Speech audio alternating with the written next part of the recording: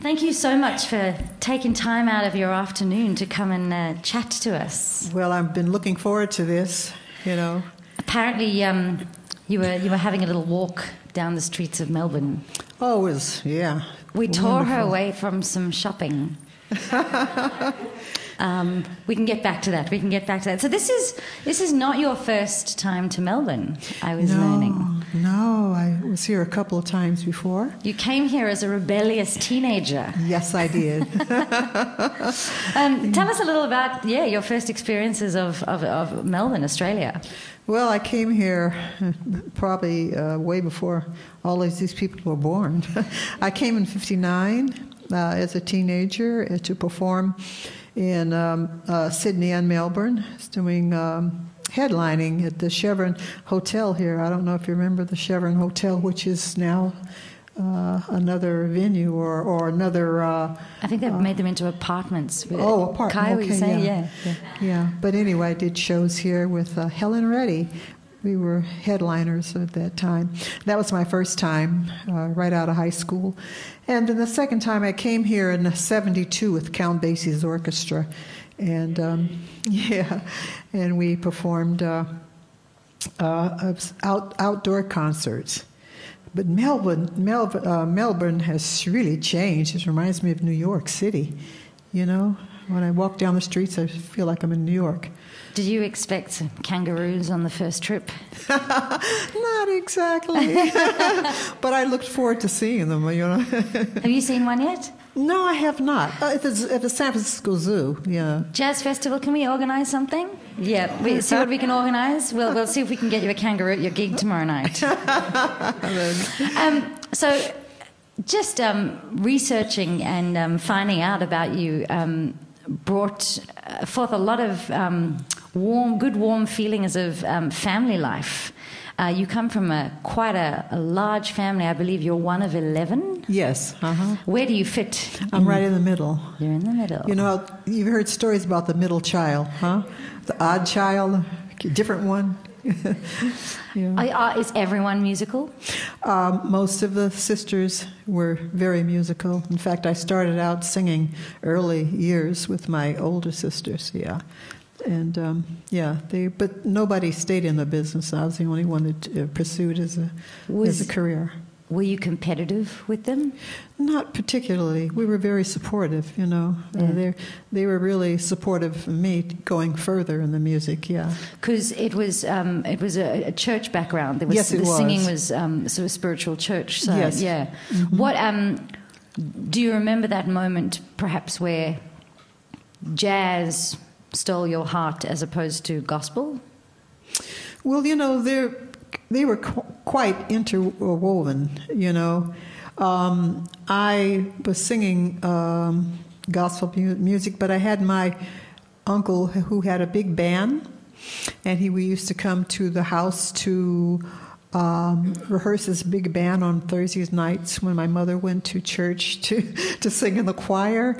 Mother didn't approve of me, singing that kind of music. But anyway, when Mother went to church, I would sing, those songs with my uncle's band. And that was very, very early on. Did you know the songs? Did he, did you already know those songs? You were already listening to them? A lot of them I did because in our community, your community, you're hearing this on the radio all the time. So, yeah, a lot of them I did know, yeah. How did you tell your mom that you wanted to be a jazz singer?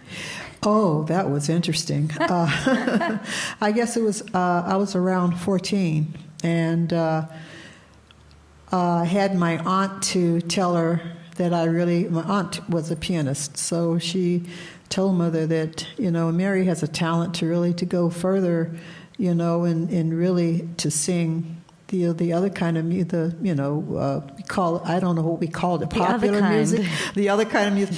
But Mother was totally against it, but she convinced her to let her go. And because we had a meeting at one Sunday after church, my aunt had Mother to come and sit in the living room while my aunt played. What was it, Stormy Weather or something? And I saw my mother's reaction because she was kind of excited, the mere fact that, wow, I didn't know my daughter could sing like this. And so she decided to let me go. And I started getting a lot of jobs. At 15, I was, working a lot of the,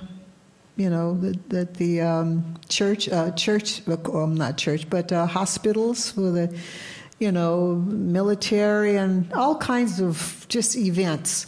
And that was the beginning of it. Was this with your uncle's big band, or just on your own in certain different projects? Through my uncle, I met other musicians who were, had smaller groups, And does the gospel still sit with you today? Yes. I can hear it in your. But do you refer back to that? Do you take a lot of gravity from that in your shows? Oh, I think that music, as we know, is a spirit, and I don't separate, because I speak of a lot of love. Music speaks of love, so I feel the same. I feel the same compelling heart of the music, and it's still, to me, it's very spiritual. But there are some times that I, embellish a little more than others in the gospel, especially when I'm singing the blues. Well, along those, you were just mentioning as you were working, through your uncle's band, you met a few people. Yeah, just casual people like Louie Jordan, Dizzy Gillespie, just those kind of people. And it was a young teenager, a teenage Mary that went out, if I'm correct, with Louie Jordan's Timpani 5. Yeah. Now that must have been a learning curve for someone at high school. Yeah. Well, actually, to tell the truth, what had happened with that, I was working a club in Oakland, California, and you know where that is? It's like on the other side of the bridge of San Francisco. And Louie Jordan was to open up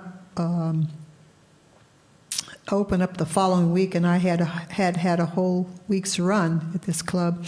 And he heard me and thought, "Wow, you're really talented. I'd like to take you on the road with me." And so I worked with him that week. And the day I was supposed to, we were closing that Saturday, but he had a rehearsal on Thursday night. I was having finals in high school, and so I was late for rehearsal, and he fired me. Oh, don't feel bad. I was so happy. I was relieved.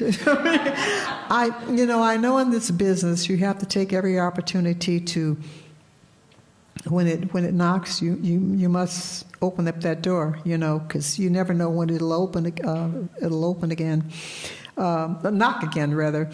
So I just took it reluctantly, because I said, "Oh God, I don't really want to go on the road, but I know you must do this. This is what happens."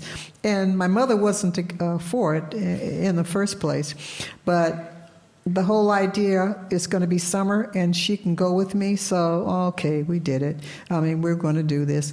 But anyway, by being fired, I was let off the hook, because I really didn't want to go, it still worked out anyway, because I started working with all kinds of other people from that, one. Were you quite a rambunctious go-getter as a teenager, or was it daunting for you? Did you sit back or were you quite an outward rebellious teenager at that time? When you were learning with all these people. What were you like? I was, it's amazing because how the musicians describe me. They always say I was very shy, in which I knew I really was shy. But I don't, I don't know how. I think when something is meant for you to do or to have, the universe is going to give it to you no matter what. If you stay, I say I stayed very humble. I really didn't push myself very much, but it was just there for me, and each step was just, it was just so easy. And I think about it now, and I said, gee, it's amazing. How did I really get there?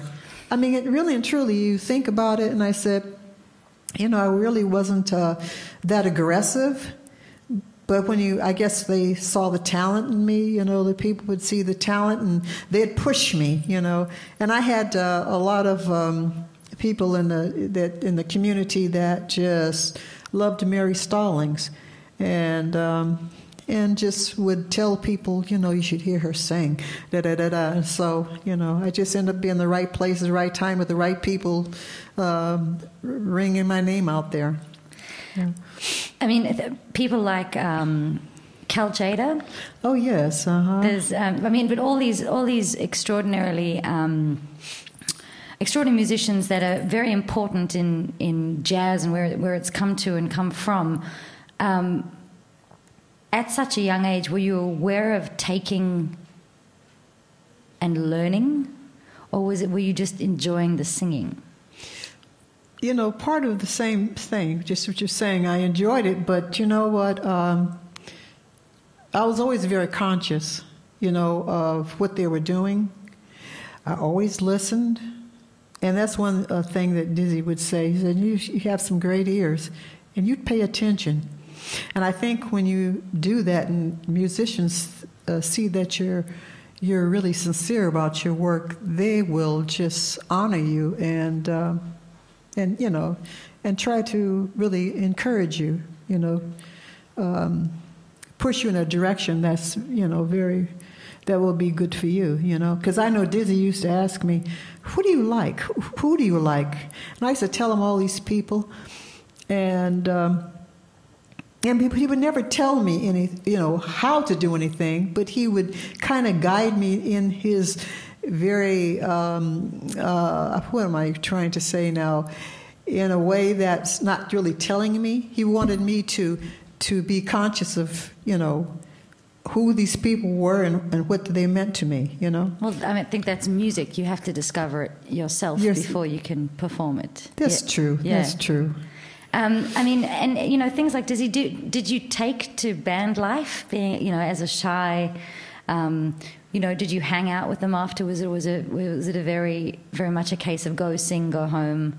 Or did you hang? Come on, give us some juice. Yeah, yeah. We hung out. We did hang out a lot, but not at 16. I think more at 17, because I had a friends guy. I had a team of guys musicians who really were my, they were my strong arm. My, what do you call it? Your army of men. Army of men, or whatever. Yeah. Mary and her army of men. And they would come and hang with me. But yeah, that was the whole idea of the music, is hanging out. Because you talk music and you learn stuff, and they're talking stuff that you're just, you're intaking the stuff, and it ends up enhancing you later on, because you don't really, understand everything that's being said sometimes around you until you're like later, and you're finding this stuff really is working with you, And it's a boys' club. There would have been some interesting men in those orchards, that were talking jazz, Yeah. I think it's quite a brave, as young as you were, to join those things. I think it's quite a brave and wonderful journey. Yeah. I mean, for me, and a very exciting person that you've worked with, and I'd love to hear more about it, is Monty Alexander. Oh. I'm a huge fan of him and his work. And do you, in your career, have you chosen? Have you sought out people to work with, or has it just sort of organically happened that you find them? In the sense of working or in recording, the sense, working. all? I mean, from then and until now, you work with so many different collaborators, Right. with so many different artists. Do you seek them out because you want to work with them for specific reasons? Well, actually, it just kind of worked out for me. You're put in this position to work, and a lot of times they have hired these people and have just wanted to incorporate you. Now, I did take the initiation to, what am I trying to say? To hire work with, yeah. To hire all the piano players that I recorded with. Yes. I did do that, yes, and I was very fortunate that record companies would I think that's a partnership. The vocal and piano is a very important partnership. Oh, absolutely. Very, very important, yeah. That you're both feeling the same thing or able to have a voice, that is a conversation that is understood, yeah. And I've been very fortunate to have some great piano players, for sure, over the years. Great, some of the greatest.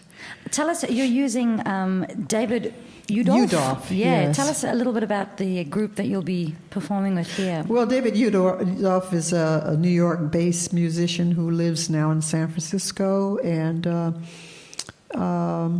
plays the end. He's really fine. He's a great accompanist. He learns to work with me very well. He really hears me, and we're just great partnership with him. And I have on drums a world-renowned gentleman who has recorded with everybody. Akira Tana, born in San Francisco, and he's recorded with, just numerous musicians. He's very modest. You look on the back of a record, and here he is, so many people. And then I have Ron Belcher, which is also a very extraordinarily gifted musician. So I have a very powerful, group that works with me very well and appreciates my work, and it has to be that way. Have you been working long together as a unit? As a unit, not many times. We've had about 4 or 5, jobs together. But David's been with me for about 12 years. Great. Mm-hmm. You've worked in so many configurations. Do you find inherently you have your style. Do you approach it that you vary what you do because of the configuration that you're playing with, because of the people, or do you really sort of stay true to what you do in quite a big way? Oh, absolutely. Yeah. No matter what, if it's big band, small group, or whatever, I try to do the same thing that I always do.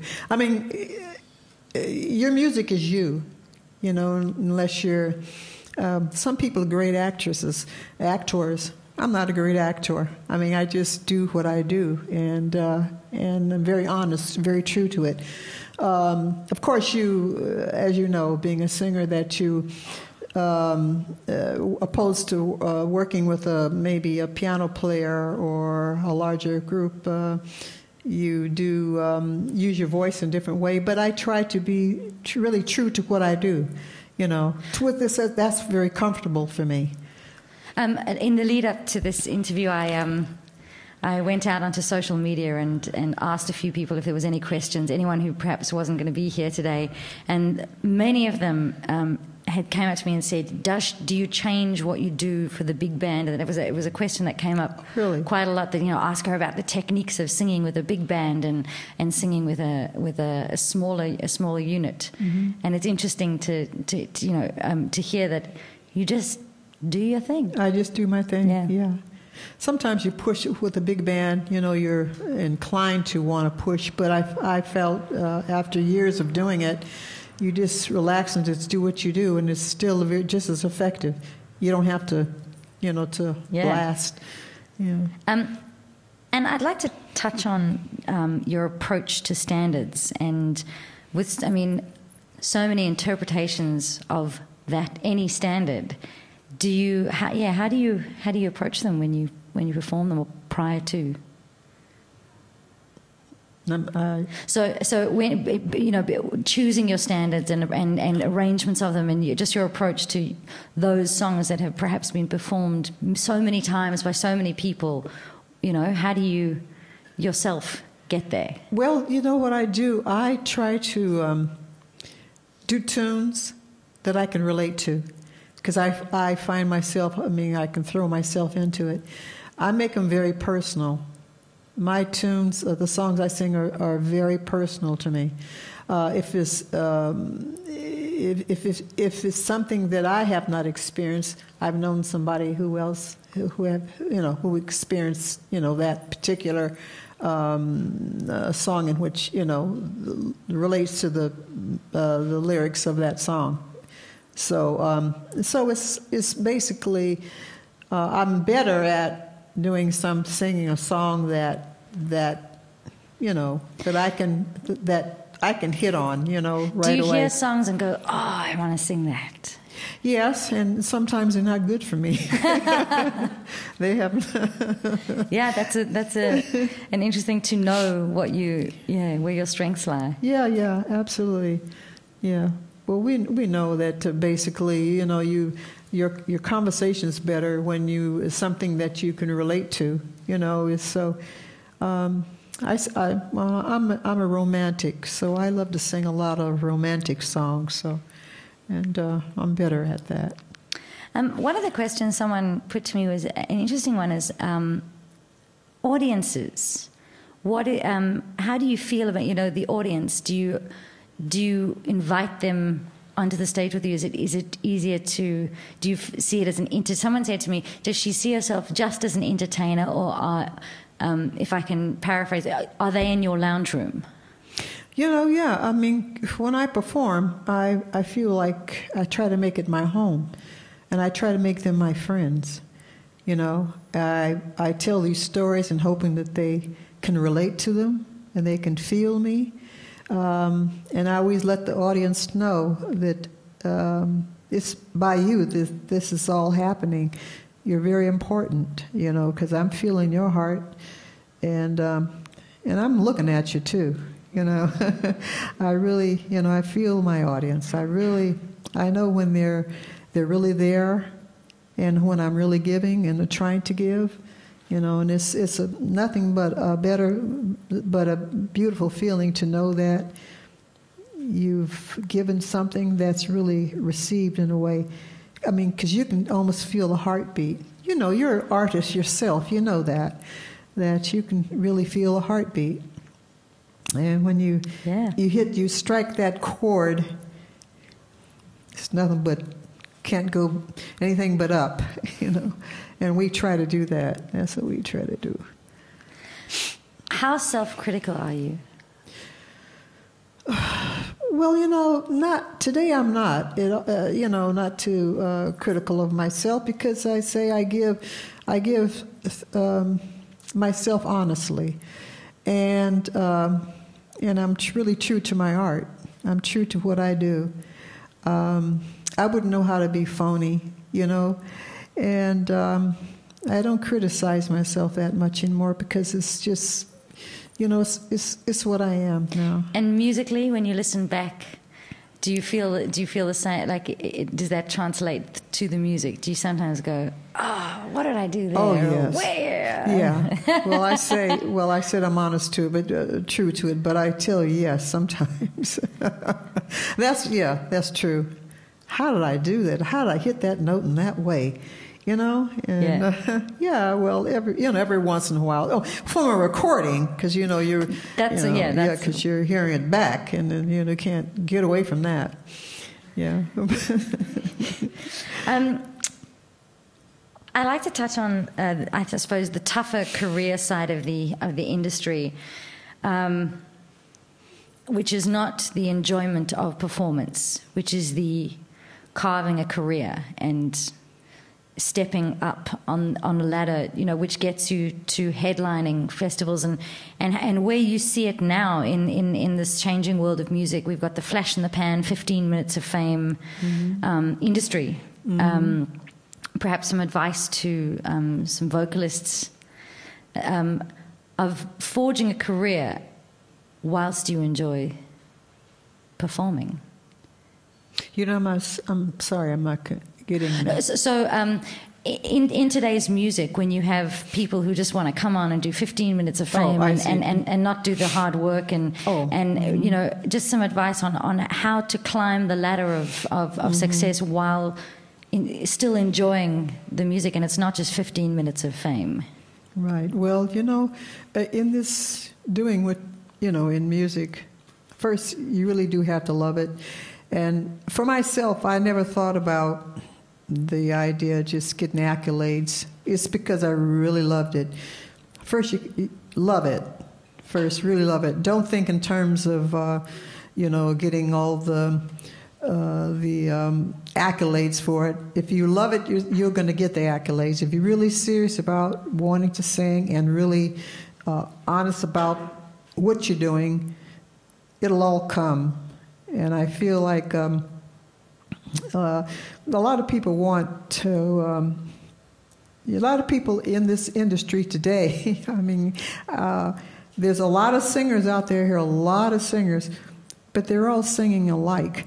And I feel like the individual person, to reach an audience or reach even the credibility or the respect from audiences, is to really be true to your art, from who you are, you know, not to try to sing like who's some of the richer. Pardon? Beyonce. Say the name again. Beyonce. Oh, yeah. Oh, my goodness. Yeah. Yeah, there's too many. Well, anyway. Yeah, she's good. Britney Spears. Yeah, Britney Spears, yeah. Yeah, I feel find yourself. That's like being just true to yourself and true, you know, and you'll get your credit for what you do. Don't get in this business to get rich. Don't think in terms of the finance. The big jazz dollar. Now, Mary, you took some time out. You took about, according to Google, you took about 10 years out to focus on other parts of your life, to nurture other sides of who you are, and to have a family. Yes. I have. You then came back to the jazz scene many years later. That choice to take some time out, how difficult was that when that pull to music is so strong? Just tell us a little bit about, yeah. It was easy. No, it really was. It was easy to walk away from it.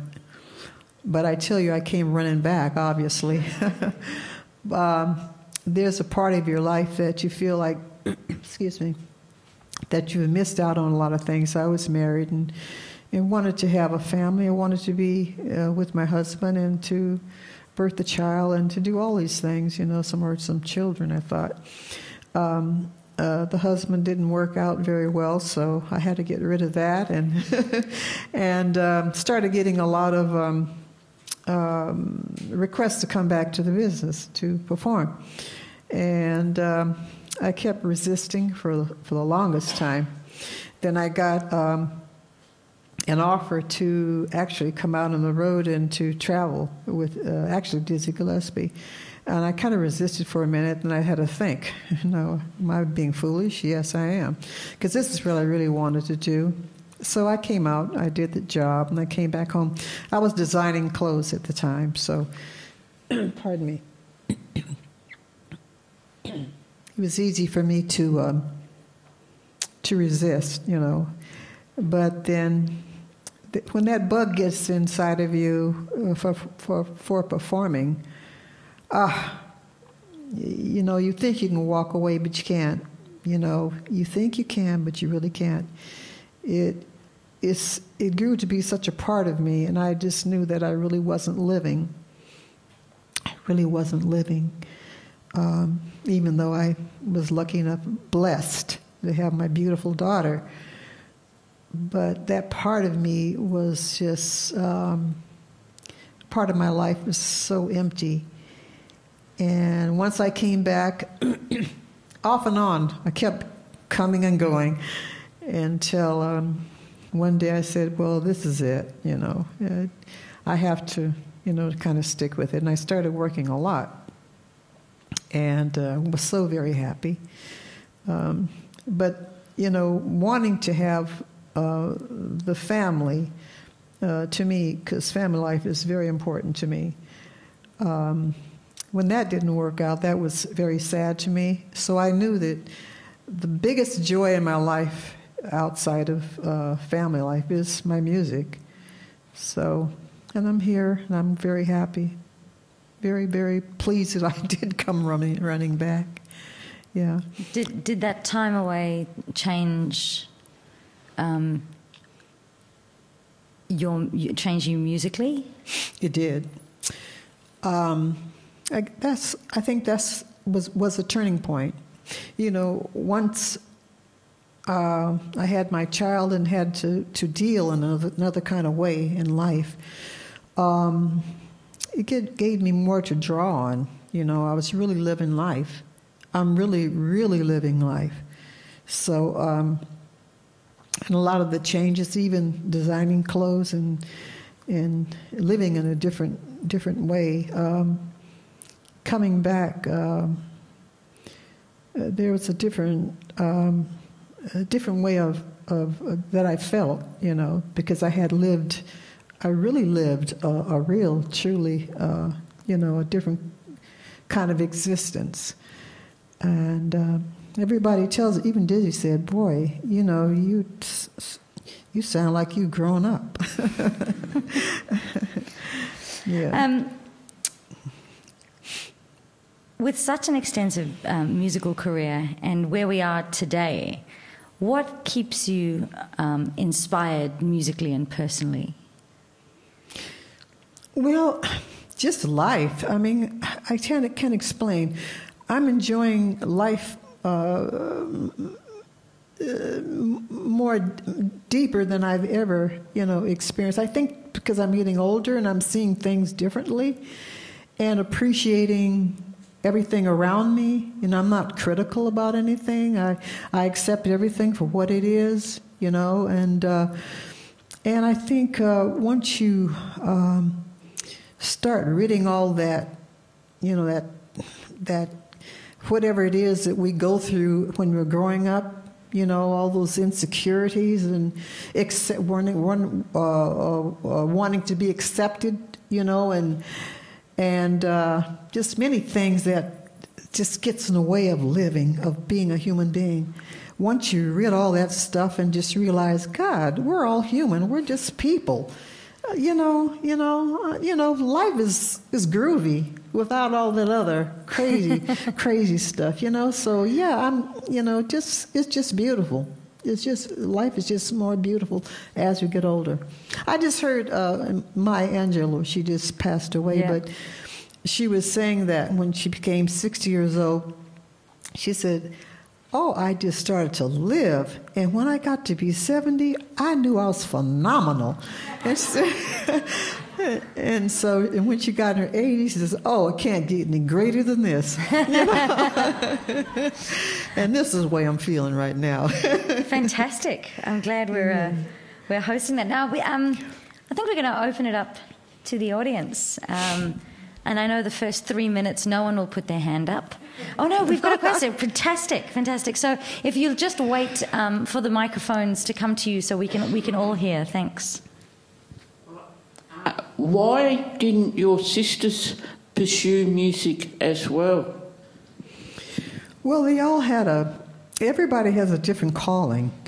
Like I said, I was just telling you all that you have to love it. You have to really want it, and feel like this is just your destiny. It wasn't their destiny. Everybody had something else they wanted to do. And they all just went their own way.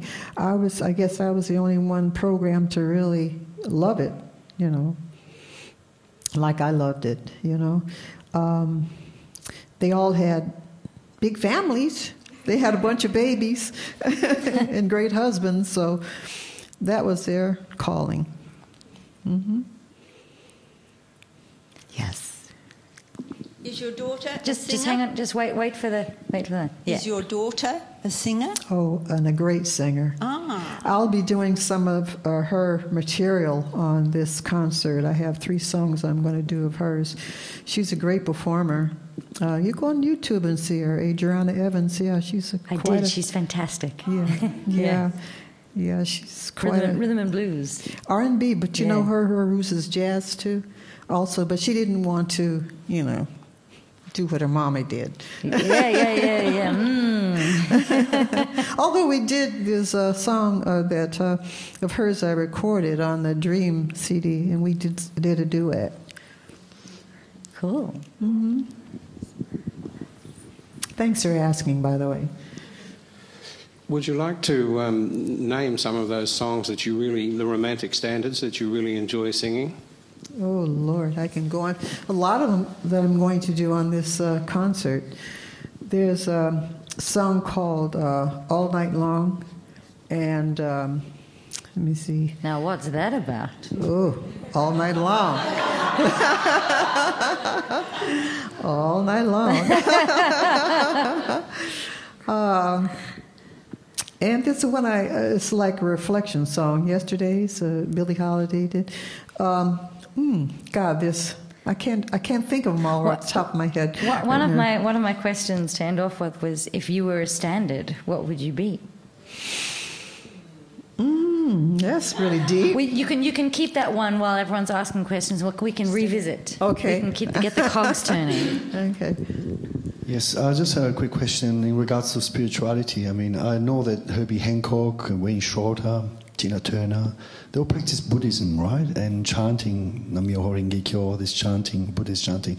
How important is spirituality in your life? I mean, being spiritual, how important is spirituality in your life? Sort of a bit of a general question. I mean, he was just saying a lot of artists turn to spirituality and how important it is in your life. Oh, it's everything to me. Everything. We talk about that all the time. I think I put that before everything, even before my daughter. If it wasn't for that, I wouldn't have her and all the beauty and that I feel in my heart. Yeah, absolutely. Like I said, I've learned to be. I don't judge anybody. I don't judge anything. It's everything. This is in God's hands. I'm just here like everybody else and trying to exist. But it's everything to me. Everything. Mm-hmm. There was a hand in the back. Yeah. Was there? Oh, yeah. You're right here. Thanks. What's involved in preparing for a performance on the day or 2 days before, perhaps as regards eating or resting your voice, those sorts of things? You know what? I spend a lot of time vocalizing. I try to vocalize. And no matter how long you've been in the business, just working every night doesn't really keep your voice in shape. So I spend a lot of time doing my scales. I have many multiple type scales I use and combinations that gets me fresh. I don't like to do too much of a day of my performance. I don't even like to do sound check, but it's necessary. But the day of my performance, I just want to perform because I think my preparation up to that point is just what I needed to do. Do you have an offstage ritual? Not particularly, besides my prayer, and it lasts a long time. Yeah. It's not a ritual, it's just a part of life, part of my routine. Yeah. Did you learn the piano off your auntie? You know what? I'm so disappointed that I didn't keep up with my piano lessons, but my teacher fired me. All my all my sisters did play piano, and one studied the Conservatory of Music. But everything I do is by ear. And I used to have, they say I had a phenomenal ear, okay?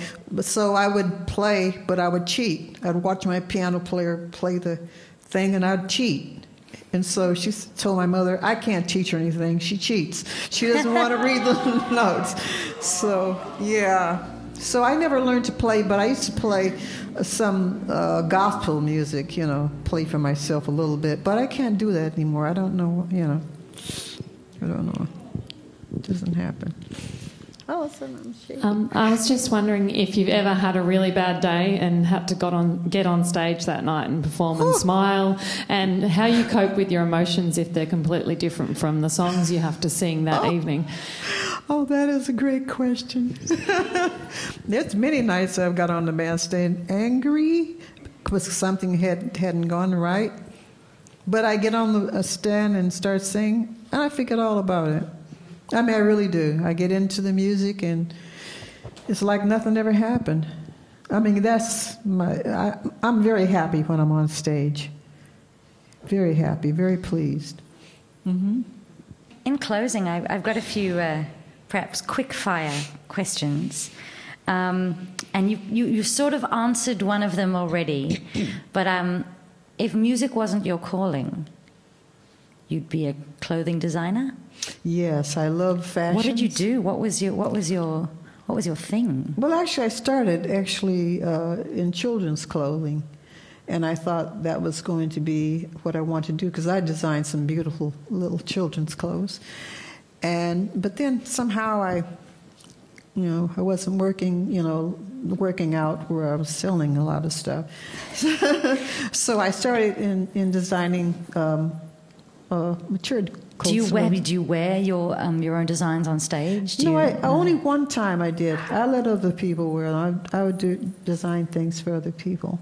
Yeah, cool. Yeah. Another one was, what do you listen to for leisure? What was the last thing you listened to for leisure? I really think it was... it was Billy Eckstine. I just discovered some of his music again. Because you worked with him extensively, yeah, absolutely. Mm-hmm. Rediscovering. Well, I just to realize that God, he had such an infinite voice. His range was incredible for a male singer. I believe quite underrated. Very, very much so. Yeah. And I always wondered because Sarah Vaughan took a lot from him, and they were very close, and you can hear it in her voice. Some of the tones that she uses. And you mentioned songs that you'd like to sing that perhaps are not your thing. Do you have that one song that you just always want to sing, but do you have a song that you haven't sung yet? Not really. I can tell you a song that I desired to sing when I was young, and I did record it later on. It's I Want to Be Loved. And I was so young to sing it because I was a kid. What did your mom say about that one? She didn't know about it. But I did record it much later on. And in terms of the future, obviously you're performing tomorrow night at the Recital Centre tomorrow night. And then from what's next? What's coming up in Mary's world? Well, I'm going to make a European tour, and I'm going to go back to Spain and to France and throughout Europe. And I hadn't done that in a couple of years, so I'm looking forward to that. Yeah, and just continue on. And then I'm working on another CD. Ah, fantastic. Yeah, so... With the group that you're currently with? No. I'll be recording with somebody else this time. Yeah. And I wrote some lyrics to one song in which I'm going to perform. Yeah. So I'm looking forward to this. Mary, thank you so much for taking time out. We'll get you back to those shops. Ladies and gentlemen, Mary Stallings. Thank you. Thank you so much. My pleasure. Appreciate it.